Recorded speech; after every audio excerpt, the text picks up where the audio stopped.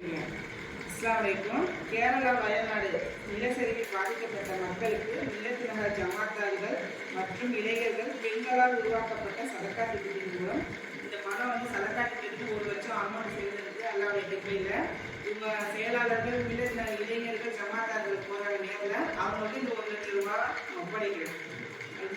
இதெல்லாம் எல்லாம் துவா செய்யுங்க, சப்போர்ட் பண்ணுங்க. அனைவருக்கும் அந்த ஃபேமிலி கையிலேருந்து ஒப்படைக்க போகிறோம். யாருக்கும் திங்ஸ் வாங்கிட்டு போல இந்த கவரில் வச்சு எல்லாத்துக்கும் அமௌண்ட் கொடுக்குறோம்.